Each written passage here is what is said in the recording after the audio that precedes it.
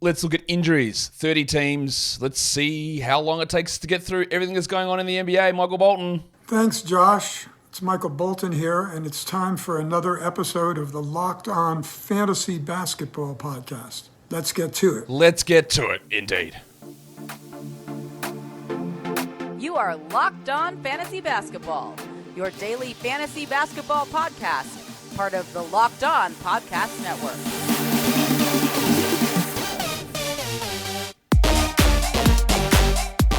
Hello and welcome to the Locked On Fantasy Basketball Podcast, brought to you by Basketball Monster. My name is Josh Lloyd, and Tom Brady's the GOAT. Psych, I beat him twice. I'm also the lead fantasy analyst at basketballmonster.com, and you can find me on Twitter, as always, at redrock_bball, on TikTok at redrock_bball, and on Instagram at Locked On Fantasy Basketball. Today's episode is brought to you by FanDuel. Make every moment more. Right now, new customers can get $200 in bonus bets if your best bet of $5 or more wins. Visit FanDuel.com/LockedOn to get started. Thank you also for making Locked On Fantasy Basketball your first listen every day. We are free, and we are available on all platforms. Go ahead and hit the thumb up, hit the subscribe. Thank you for doing it already. And just work your way over to the trade deadline show, Thursday, February the 8th, 1 p.m. We are, what day is it today? We are 3 days away. 3 days away from the trade deadline. So I want to see you all there. I want to see you and 20,000 of your mates all in that room. I want to see 1,500 pre-bangs on the video as well. So go and drop that in.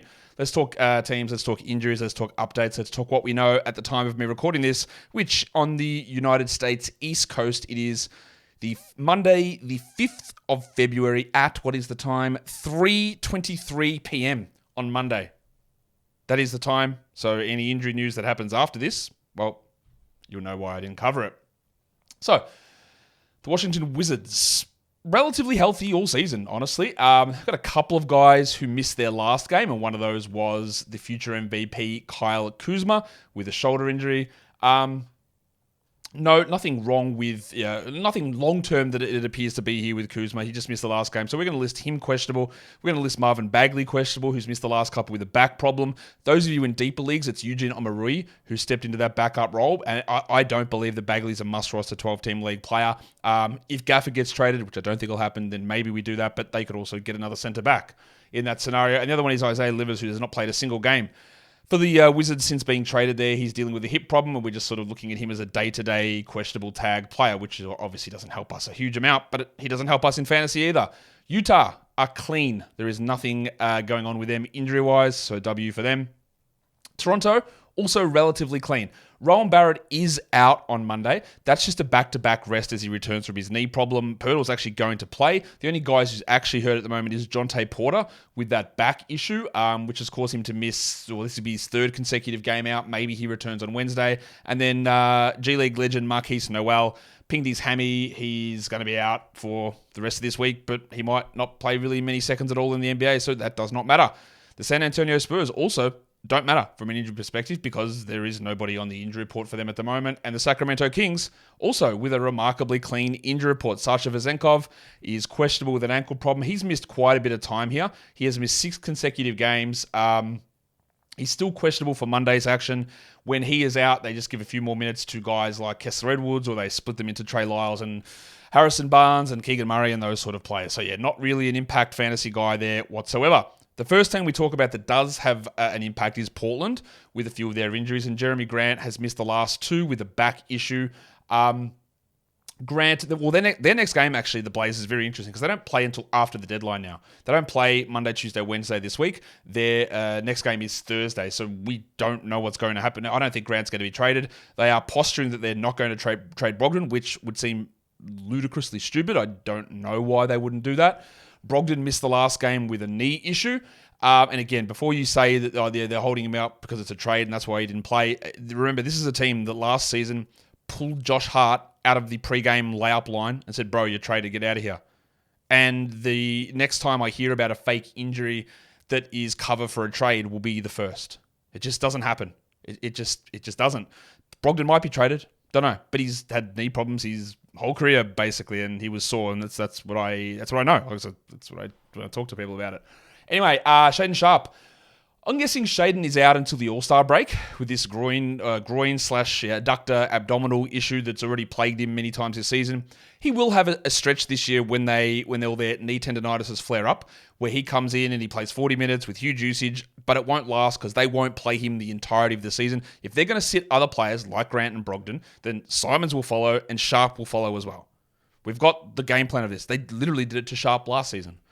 I am not certain that Shaden Sharp's a must-roster player in 12-team leagues. He's so inefficient and doesn't contribute in enough different areas. And when there's a lot of these usage guys around, it's hard for me to get there with him. The other one is Moses Brown, who's dealing with that wrist fracture. He probably, I'm going to guess, doesn't play another game in the NBA. Oh, that's not true. I was going to say one that matters maybe, because he might come back and play like 1 or 2 games in April when Dwop Reith's considered too good to be playing for the Portland Trailblazers. But I guess we will find out with that one. Moses Brown, one of the most overrated players ever, I reckon. Well, maybe not. Yes, because people thought that this guy was legitimately good. Not Hassan Whiteside good, but good. Damo Lee is the only bloke that's on the Phoenix Suns injury report at the moment, which is a welcome surprise for this team, considering the injuries they've dealt with all year. He might be back in April from this meniscus surgery. I believe he had the meniscus repair, the one that Joel Embiid might be undergoing. Just a dreadful signing, which they couldn't have known about, obviously, but they signed him to a 2-year or a 1+1 player option year minimum salary, which means he also has veto rights on trades, and he just hasn't played. Cool. Now we get to the big one. It is Joel Embiid and your Philadelphia 76ers. There's a few other injuries on there. We talked at length yesterday about Embiid's issue, and it does appear we're getting more clarification on this, that they're going to be going in there to check what is the story with the injury. If it is a repair, then his season is over. If it is a trim, then it is a 6 to 8 week situation, which again basically means the regular season is over. And even if he did somehow, with his second meniscus trim on that same knee, at a 7'1", 7'2" size, 300+ pound man, he's not coming back in 4 weeks. He's not coming back on 4 minutes, and he's not coming back on back-to-backs. Again, I can't tell you whether you should 100% drop Joel Embiid, but if I had Joel Embiid, I don't think I would have a huge amount of hesitation in doing it. I don't think they're going to go in, arthroscope into his knee and go, nah, it's actually all right. You're good, mate. I'll see you next week. I don't think that's going to happen. They've gone through all of these situations and said, yeah, we can't actually do the non-surgical rehab. And the most likely scenario is season over with the repair. And if that doesn't work, they do a trim, which then hurts a lot of stuff long-term moving forward. So yeah, I've got him out for the entirety of the regular season, but I don't know yet. Toby Harris has missed quite a few games here with illness. He missed 2 games, then came back. Played 3, then he missed Saturday, and he's questionable for Monday with that illness. DeAnthony Melton's been out for a very long time with his back problem. I would consider an ad of DeAnthony Melton off the waiver wire as a worthwhile use of an ad in this trade deadline week, because I think he's going to have a pretty strong role rest of season, but I just don't know when he's going to return. At the moment, I'm going maybe it's on the 7th, which is Wednesday against the Warriors, but I don't know. Nico Batum dealing with a hamstring. He has missed 4 consecutive games, including Monday now. Yeah, look, he's a 14-team league player. With him out, it does boost the value of guys like Marcus Morris. Bob Covington, I'm going to guess, is out until the All-Star break, but I do fear that Bob might be officially... Yeah, I think he's done. I think it's over. And then Ken Lofton is dealing with a personal issue that's had him out for a few weeks now. Don't know what it is, and hope everything is okay there. Your Orlando Magic. Someone said, why do you make that noise when the Orlando Magic plays? All I'll say to you is play the song. And I love that the Magic have embraced that song as their song. Just look, Orlando Magic theme, look it up on Twitter, look it up on TikTok, look it up on Instagram. Look, the Orlando Magic TikTok account, one of the best social media accounts. I think the Los Angeles Chargers Instagram/Twitter account, best team social media account. In Australia, GWS Giants holds that title. The Magic TikTok account, absolutely goated. Go and check out the Orlando Magic TikTok account. It's really, really crazy. But be careful, because Chinese people are going to steal your data. Be careful, be careful. I don't know. What a interesting morning. Today's episode is brought to you by FanDuel Sportsbook. Happy Super Bowl to all of you who celebrate from FanDuel, America's #1 sportsbook. Super Bowl Sunday is coming up. Niners, Chiefs, and you, with a bucket full of snacks, getting your spot on the couch and your super bets ready to super pay off. You can check out so many different things over on FanDuel. This is your last chance in football season to get yourself a pair, a triple, a quartet of W's. Choose who's going to win. Who's the Super Bowl MVP? What ridiculous prop bets are you going to do? Is Travis Kelce worth a look as the Super Bowl MVP? Is there prop bets on how much screen time Taylor Swift gets? I'm sure there is. But you can check all of that out over on FanDuel. And when you go over there, new customers, if you join today, you will get $200 in bonus bets if your first bet of $5 or more wins. Just visit FanDuel.com/lockedon to sign up. That is FanDuel.com/lockedon. Make every moment more with FanDuel, an official sportsbook partner of the NFL. And don't forget to gamble responsibly. Let's go back through the teams. It really is amazing to see the Magic sitting there with no injuries. This is a team that over the years have had a million. And then this is a team, the Oklahoma City Thunder, has had no injuries all season. And now they've got a bunch of players on the injury report. Bronco Jalen Williams and Isaiah Joe have missed the last couple of games. I don't have a full update on them, whether they're going to return. They said he'd be out for a little bit of time. I would say there's a decent chance that they don't play on Tuesday, and their next games are a weekend, Saturday, Sunday, back-to-back. So I would think that the Bronco might be available there. Same with Isaiah Joe, who's got a sternum contusion. The other one is Kason Wallace, who left the last game with shoulder soreness. Again, I would have to think that he's probably closer to doubtful for Tuesday, but I don't know. But that opens up a ton. That means that your mate, my mate, the man who saved basketball, Aaron Wiggins, is in line for a big role. He played 28 minutes last game. Actually played more than that, 33 I think it was, in double overtime, and was good. I just think he's a really good player. And he's got at least 14 team league fantasy value. The other one is Trey Mann, who is out for personal reasons. He had a child. That's what that is. I also think that he is going to get traded, and he'd be someone that I watch if he finds himself, like if he finds himself in Charlotte, for example. Don't know that he would, but a Trey Mann for Nick Richards swap. I know it doesn't move the needle much, but on a Charlotte team, don't worry, Charlotte. We'll get to you later. On the Charlotte team that is all over the place, could Trey Mann have a 30-minute-a-night run in March, averaging 22 points a game with 6 assists? The answer is yes. Just someone to watch. Just someone to watch. Again, I say this knowing that he has requested a trade. Let's talk about the New York Knicks. The double royal Julius Randle dealing with that shoulder dislocation. The Knicks are pretty weird in terms of giving injury reporting news, and Tom Thibodeau continues to just lie, I guess, at times about the injury. At the moment, we're listing him back after the All-Star break. I will honestly be pretty surprised if Randall is back bang on after the All-Star. They said that 2 to 3 week at least reevaluation time. That puts him around this date. I would think March more likely than not, but I don't know. OG Anunoby has missed quite a few games here, 4 in a row with the elbow problem. We've got him questionable for Tuesday. Is this elbow thing a overuse issue from playing 43 minutes a night? Who's to say?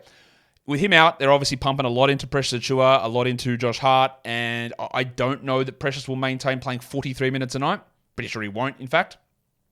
The other one is Quentin Grimes, who's missed the last 2 with a knee injury. That's, again, when we look at everything that's happening with the Knicks, reminded that not only was Randall out, but Anunoby and Grimes are out. So they're running like a 6-man rotation, basically. And that's pumping minutes into so many different players there. Mitchie Robinson may be back at the start of April. I think it's more likely for him to be back around the first round of the playoffs than play much at all in the regular season. For the Pelicans, a few guys popping on the injury report as questionable for today. Zion Williamson with that foot problem. It's a foot bone contusion. Zion's been actually pretty healthy this season. Let's hope that stays that way. Herb Jones missed 2 in a row. He's dealing with an adductor issue, so a groin problem.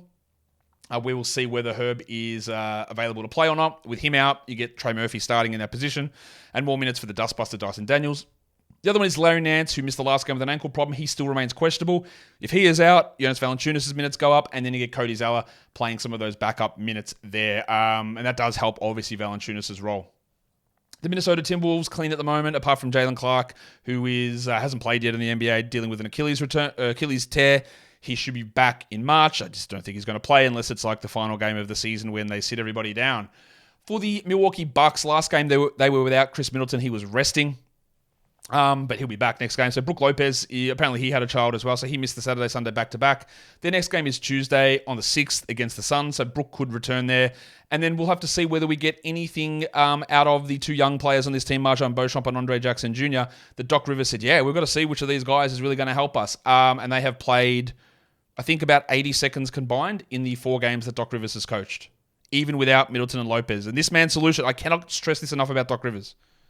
I'm glad that Doc Rivers is back in my life for a reason, because It's so easy to criticize what this guy does. It's just and he said this. This is what he said, right, about the young guys. I cannot believe that this man garnered a 3.5-year, $40 million coach while being the advisor to the coaching staff and the front office, telling them about it. And then he comes in and they talk about the young players. He's like, yeah, with the veterans, like, I've seen them play. I coached against all these guys. I've coached them for so long. The young guys actually don't know anything about them. So we're going to have to see what they can do and see how they can fit in. Didn't you work for ESPN? Weren't you covering the game? Weren't you allegedly helping the team out as a coaching consultant? And you don't know anything about your players. And your solution, as it's been at every stop, shout out Charles Bassey, Isaiah Joe, Paul Reed, Tyrese Maxey, Reggie Bullock, is just to not play anyone who has only been in the league for 3 years. You got to be over that. That's it. That's the rule. The level of personality on this bloke must be through the roof to suggest that he should be getting these coaching jobs. Absolutely insane. Yeah, he's my new guy. Tyler Hero. This is, again, I talked about this yesterday. They ruled Tyler Hero out yesterday with a headache, and I went, come on, what are you doing?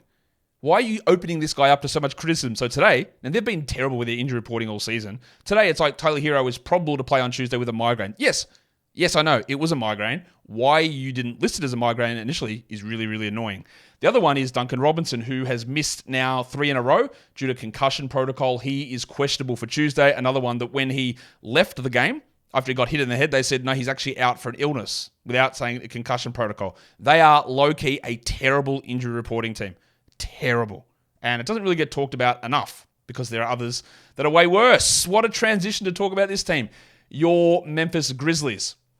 I couldn't list everybody on their injury report because it's an insane list. So Desmond Bane, we're seeing little bits of footage of him on the practice court. He's not running, he's not jumping, he's out there. Cut the recovery time in half timetable was done last week. That was 3 weeks last week, so that's obviously not happening. So whatever that statement was, garbage. If he's back within 6 weeks, then it's not a grade 3 ankle sprain, but we will see. I still don't know what's happening, and all of this spot start injury fake reporting stuff makes me suggest that he's just not going to play really very much down the stretch here at all, Bane.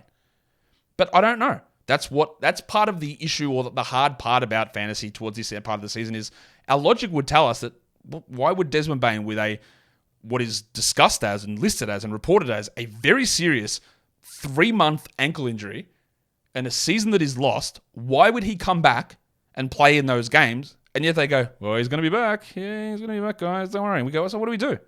What do we do? And they've done this many times where they just string it out and they string it out and they string it out. And you get to a week before the end of the season, you go, oh, actually, he's probably just going to shut it down and rehab over the offseason. I'm not saying that's going to happen here, but that has happened so many times. So anyway, Bane, maybe he's back. Maybe he's back at the start of March. I don't know. Same as Marcus Smart. I don't know. Does Brandon Clark even play this season? I've got his return coming after the All-Star break. That's what we've been hearing. Well, that's what we heard months ago. We haven't had any update on Clark at all, who tore his Achilles. I think he does maybe come back and play maybe through the middle of March, sporadically, small minutes, just get some rhythm back. It's not going to matter, I don't think, for us in fantasy. Jake LaRavia's ankle problem, probably back at some point at the beginning of next week. And then literally, I don't know with anybody else. Jaren Jackson, questionable hip issue. Vince Williams, questionable wrist soreness. Santi Aldama, questionable tailbone contusion. Xavier Tillman, questionable knee soreness. John Conchar, questionable calf contusion. Zaire Williams, questionable hand issue. Derrick Rose, questionable hamstring. I don't know. And this is going to be the problem, I think, with basically anybody. And someone said, I think GG might be immune to it. GG Jackson, he'll play every game. I go, yeah, but I thought the same about Vince Williams. And that's not the case. Now they're sitting him down, and they might do that for GG as well. But GG's production might be 28 minutes with 30 shots, or it might be 17 minutes with 4 shots. Not even enough to rely upon as a 12-team league guy. It is going to be one of the only guys not on the injury report is Luke Kennard, who missed like 4 games the week before. It's just impossible for me to say yes. I would still hold Vince, and I would trade away Jaren for any top 50 player. But Aldama, Kennard, Tillman, GG, Conchar, Gilead, Pippen, Roddy, none of those guys I would feel good about having on a 12-team roster. Because there's no way of trusting it. And when you have that situation, yeah, you can use IL and all that sort of stuff, but is the payoff actually worth it? Probably not.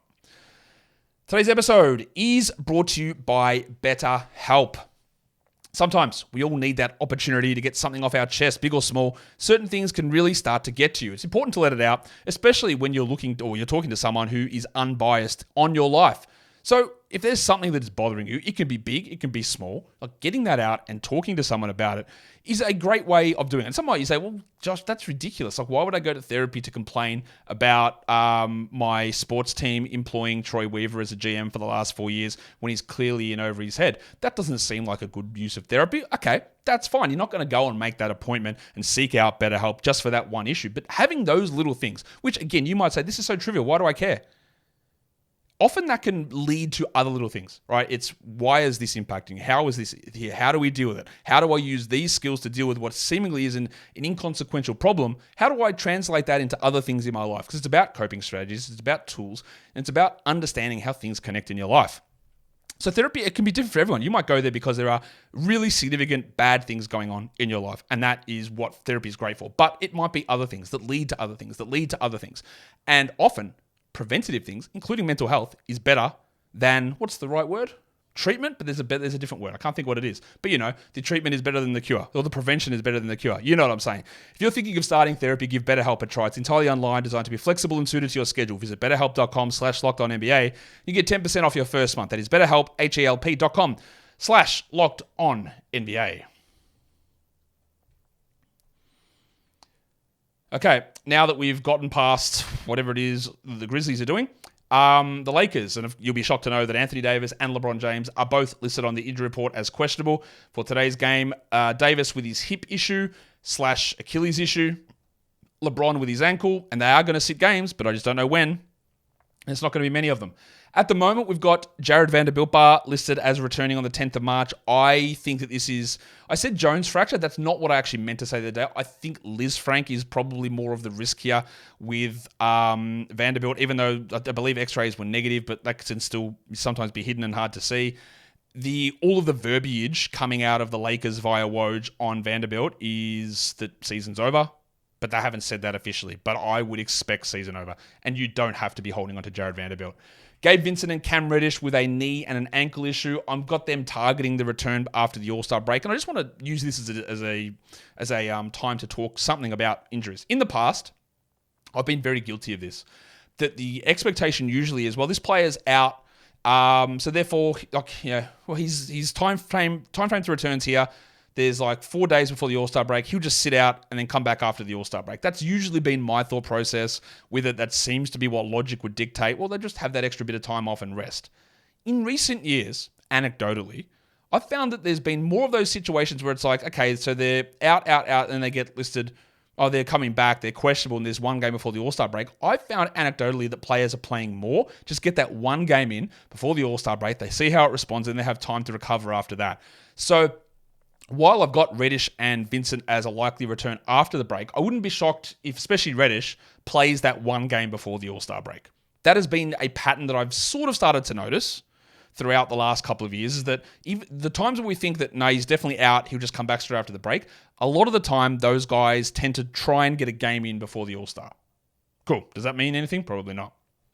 For the Clippers, Ivica Zubac's returned. He played 19 minutes last game. It is a back-to-back, and they're listing him questionable at the moment for the back-to-back.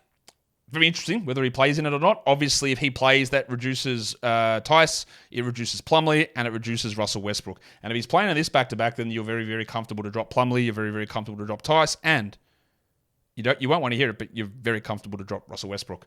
Paul George is not on the injury report. We'll see whether they continue to limit his minutes. He has gone over 30 minutes once in the last 6 games, and that was the 33 minutes against Miami. Moussa Diabate is out with that hand problem. He's just not going to be in the rotation. The Pacers don't officially have anyone on the injury report, but there's the 20-minute legend, Tyrese Halliburton, who I don't know how long this restriction is going to go for. I'll guess that it goes at least the rest of this week. You can go extremes on this. Like someone said, he'll just be on this limit the rest of the season. Play 20 minutes to get his 65 games all year. If he plays 20 minutes a game rest of the season, he's not making all NBA. That's simple as that. That means you're playing 40, 30 games of the year at 20 minutes a night as a bench player. Not going to happen. You're not going to make it. So we'll see.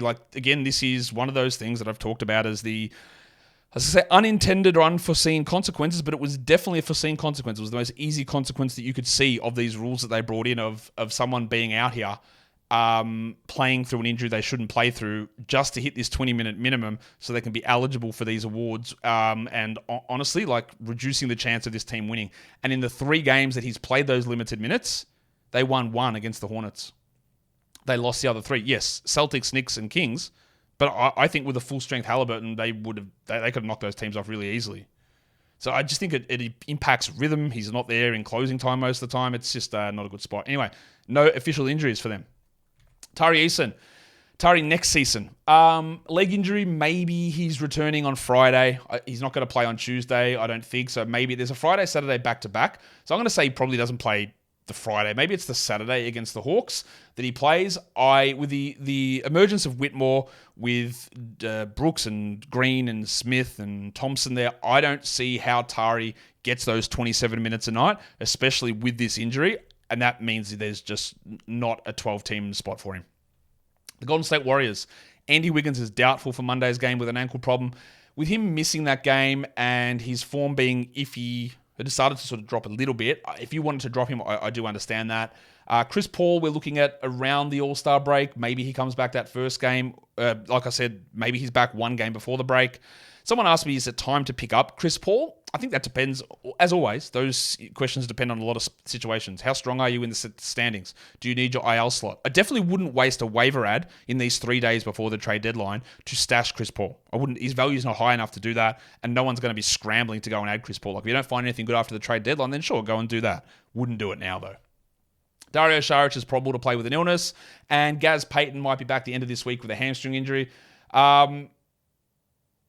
Interesting to see how they use Payton with the play of Pajemski, the return of Moses Moody, and honestly, old mate Lester Quinones going absolutely bananas last game. Payton will play, but yeah, I don't think it's going to matter much for us. And he also has trouble staying healthy. The Detroit Pistons only have 1 bloke on the injury report. It is Alf Stewart with an ankle problem. We've got him returning after the All-Star break. They gave minutes to Asar Thompson last game. He's played 26 and 27 the last 2. Has Monty Williams come to his senses? No, but maybe? Don't know. They're starting 13-minute legend Kevin Knox, but Thompson's getting the bump, and I'm interested in that, and that makes him someone maybe to stash. Alf is not. Kentavious Caldwell-Pope left the game last game with 2 minutes remaining with a hamstring injury. He said, nah, I'm fine. It's only a cramp, so that makes me think that he's like pinged it and he's out for 6 months. I joke, but players lie about these injuries all the time. Shout out to Paul George. So I'm just going to say that Kentavious Caldwell-Pope is questionable for Thursday. The fact that we've got a little bit of time here where they don't play for 3 days, like if he pops up on the injury report as officially questionable on Thursday, then it's 100% not a cramp. Then it's actually a hamstring strain, and he was lying. If he's off the injury report, then I'll grant him that it was a cramp and everything's good. So let's watch that one. If he is out, Reggie Jackson and Peyton Watson, maybe Peyton gets a little bit more, but I don't think they'll run many Peyton, Gordon, and Porter 2-3-4 combos, which is what they would need to do in order for him to get a big boost in minutes, although Peyton Watson was great last game. Love Peyton Watson. Next game, Dallas. Kyrie's back. Good news, Luka's playing. First game of the back-to-back. We'll see about the second. Derek Lively's going to miss at least the next 2. He's having surgery on his nose to reset it because he absolutely despises playing with that mask. Their next game after that is on Thursday on the deadline, so maybe he returns there. I do think that Lively is worth holding through that. And then I'm just going to rule Dante Exum out for the next 2. He hasn't played for 4 straight. He had the foot issue, came back, played 2 games, and now he's missed 4 straight. And he's going to be out Monday at least with a knee problem, so I think he'll miss Tuesday as well. And obviously we're not holding on to Dante Exum. He's got no fantasy appeal for us. The Cleveland Cavaliers, a couple of injuries have popped up there for today's game. Jarrett Allen is dealing with an ankle sprain that he suffered 2 games ago on Thursday against the Grizzlies. He played against the Spurs on it with 31 minutes, but he's on the injury report for Monday. And Darius Garland has popped up with knee soreness. Not good. He's had some knee problems in his past and now questionable with a knee issue. It's been an absolute disaster season for Garland, honestly. Started out the season, couldn't hit shots, then broke his jaw, now comes back with knee soreness. It's been a terrible season. This might be a gigantic, I think Garland's a top 20 Dynasty League asset. This is a gigantic buy low for him. Tristan Thompson's going to be suspended, he is suspended. He can return on the 16th of March, and Milk is out for the season with a ankle injury. Speaking of out for the season, the skater boy Zach LaVine is out for the season. Kobe White he was questionable. He's been upgraded to probable with an ankle contusion for Tuesday. Alex Caruso's just actually popped up as questionable with an adductor issue. Torrey Craig probable, Dalen Terry probable, and the other one is Pat Williams with left foot edema. We've got Patty Williams out through the All-Star break. Do not be surprised. This is one of those injuries that can linger and can end up being serious. Don't be surprised if 82-game legend Patrick Williams misses the bulk of the rest of the season. We don't know that. They've just ruled him out for these few weeks now, but this is one of those things that can really cause some longer-term problems, so just be aware of that. If we get him back, then yeah, he would be a 12-team ad with the absence of LaVine for the season. Now we get on to my favorite team, the Charlotte Hornets, and I'm not going to sit here and lie to you and tell you I know what's going on, because I don't. Nobody does. LaMelo Ball. I don't know. He apparently had ankle soreness on the second game of a back-to-back back on the 27th of January, and then he hasn't played since. There was no explanation for what happened. He came back, he played 35 minutes, he played 32 minutes and fouled out. He played 23 minutes, which was a 34-point blowout, so the minutes were low for a reason. Then he didn't play the back-to-back, and then he has not played since. And then LaMelo was interviewed last week, middle of last week, saying about his thing. He goes, yeah, it should be all right, pretty much day-to-day. Steve Clifford's coming out and saying that the games don't mean anything. Oh, no, actually, no, they do mean something, but we've got to be really cautious with LaMelo. He's our best player. We want him out there. He wants to play, blah, blah, blah. And then I saw this thing. Now, it's an anonymous Twitter account. I don't know, right? But it did say, he goes, I've got two people I know inside the organization, and they said LaMelo's not actually hurt.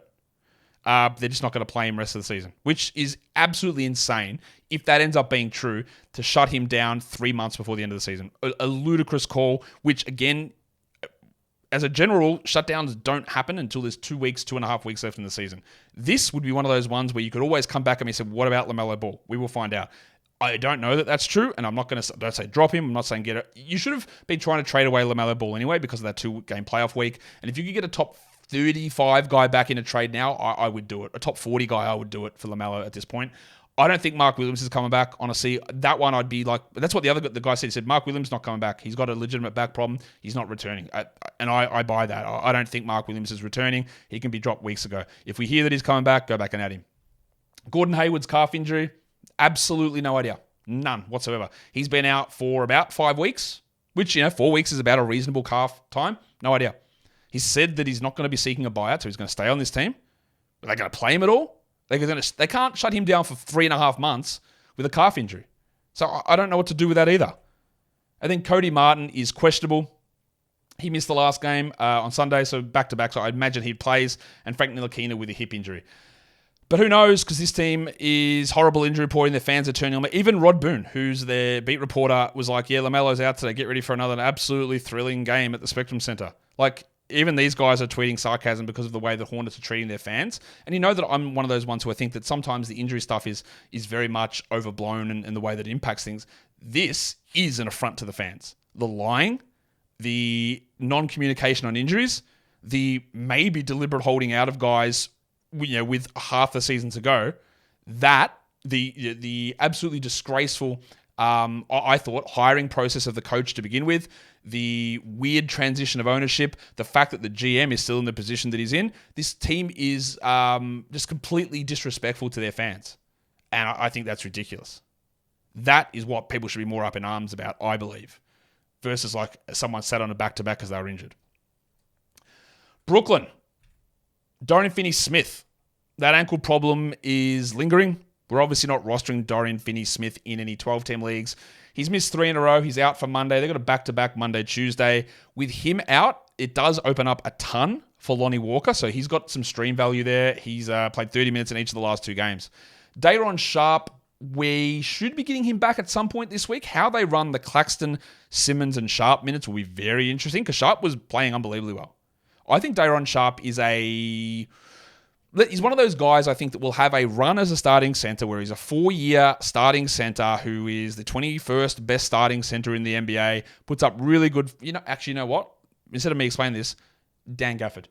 I think Day'Ron Sharpe will have a run for 2 to 3 years, like the season that Dan Gafford is having this season. He's the guy where you go, hey, we probably need to upgrade from Day'Ron Sharpe, but he's serviceable enough, he's useful enough, and he provides great fantasy value. I think Day'Ron can do that. We'll see how they run, though. Ben Simmons is out on Monday, but that's just rest, so he'll be back on Tuesday. I didn't bother to include him on this list. For Boston, it's just Jaylen Brown, who missed the last game with a back problem. I'm going to guess that that's not particularly serious, and he'll be back in their next one. And then for the Atlanta Hawks, One of the bigger injuries is the fact that the dental pain legend, the Kerner Clint Capela, is out with that groin issue. We've got him out through to the All-Star break, which is that 7 to 10 day time period, meaning we've got Onyeka Okongwu starting, and I believe that Onyeka Okongwu will hold that position. Well, I don't believe, sorry. I am more confident than not that Onyeka Okongwu will hold that position rest of the season. Sadiq Bey is questionable. He sprained his ankle Friday. He missed Saturday. He's questionable for Monday. DeAndre Hunter, interestingly, is listed questionable on Monday, and it's not a back-to-back. He came back Tuesday, played 16 minutes. He sat Friday. He played 15 minutes Saturday on the back-to-back, and then Monday he's questionable again. That's a little interesting. We're not rostering DeAndre Hunter, by the way. But if both Bey and Hunter are out, then it's a ton more minutes that go there towards Jalen Johnson, who is playing an absolute boatload of minutes. And it's more minutes for Okongwu. It's more minutes for Bogdan Bogdanovic in that position as well. And lob threat legend, Bruno Fernando. And that brings us to the end of the injury update show. All 30 NBA teams. This might be me asking for trouble, but tell me, how many injured players do you have on your fantasy roster at the moment? There's one thing I know about fantasy players, me included. We love complaining about the guys that we have out, so drop it in the comments. Use that as your BetterHelp vent session if you want. Drop it in the comments how many injured players are on your roster. Don't forget live trade deadline show Thursday, February the 8th, 1 p.m. Eastern. Join me, double bang, triple bang, pre-bang, and get everyone in there. I want them all in there. Guys, we are done here. Thank you so much for listening, everyone. See ya.